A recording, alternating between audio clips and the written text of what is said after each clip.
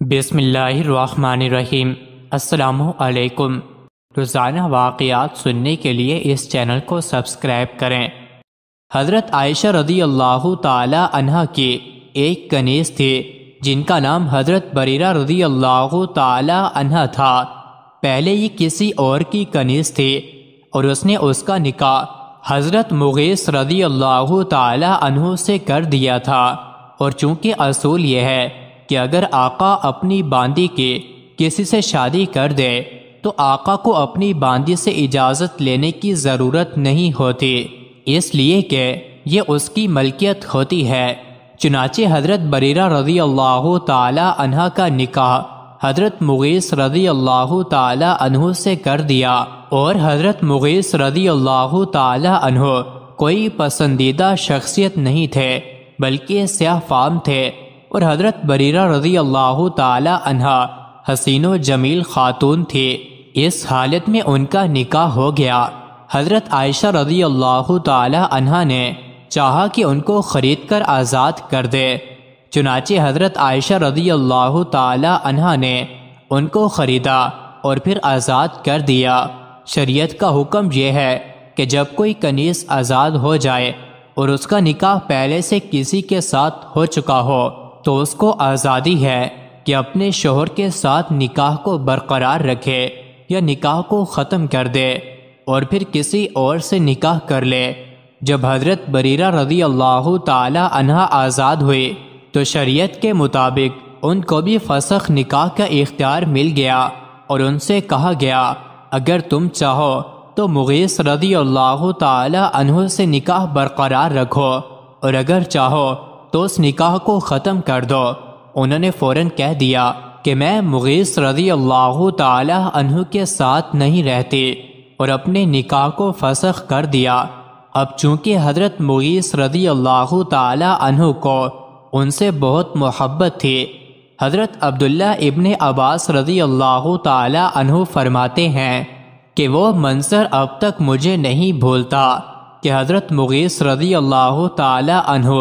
مدینہ کی گلیوں میں اس طرح گھوم رہے ہیں کہ ان کی آنکھوں سے آنسو بہہ رہے ہیں اور آنسو سے داڑھی بھی تر ہے۔ حضرت بریرہ رضی اللہ تعالی عنہ کی خدمت کر رہے ہیں اور ان کو اس پر راضی کرنے کی کوشش کر رہے ہیں کہ خدا کے لیے اپنے اس فیصلے کو تبدیل کر لو اور دوبارہ مجھ سے نکاح کر لو، مگر حضرت بریرہ رضی اللہ تعالی عنہ مانتی نہیں تھی۔ آخر کار حضرت مغیث رضی اللہ عنہ حضور اقدس صلی اللہ علیہ وسلم کی خدمت میں پہنچ گئے اور عرض کیا یا رسول اللہ صلی اللہ علیہ وسلم، ایسا قصہ پیش آیا ہے کیونکہ مجھے ان سے بہت تعلق ہے اور اتنا عرصہ ساتھ گزارا ہے، اب وہ میری بات نہیں مانتے، آپ ہی ان سے میری سفارش فرما دیجئے۔ آپ صلی اللہ علیہ وآلہ وسلم نے حضرت بریرہ رضی اللہ تعالی عنہ کو بلایا اور فرمایا اگر تم اپنے اس فیصلے سے رجوع کر لو تو اچھا ہوگا، اس لیے کہ وہ تمہارے بچے کا باپ ہے، بیچارے اتنے پریشان ہیں۔ سبحان اللہ۔ حضرت بریرہ رضی اللہ تعالی عنہ نے فوراً سوال کیا یا رسول اللہ صلی اللہ علیہ وسلم، آپ یہ فرما رہے ہیں کہ رجوع کر لو، یہ آپ کا حکم ہے یا مشورہ ہے؟ اگر آپ کی طرف سے یہ حکم ہے تو بے شک سر تسلیم خم ہے اور میں ان کے ساتھ دوبارہ نکاح کو تیار ہوں۔ تو آپ صلی اللہ علیہ وسلم نے فرمایا میں یہ سفارش کر رہا ہوں، یہ میرا حکم نہیں ہے۔ حضرت بریرہ رضی اللہ تعالی عنہ نے یہ سنا کہ نبی کریم صلی اللہ علیہ وسلم کا حکم نہیں ہے بلکہ صرف سفارش اور مشورہ ہے، تو فوراً فرما دیا یا رسول اللہ صلی اللہ علیہ وسلم،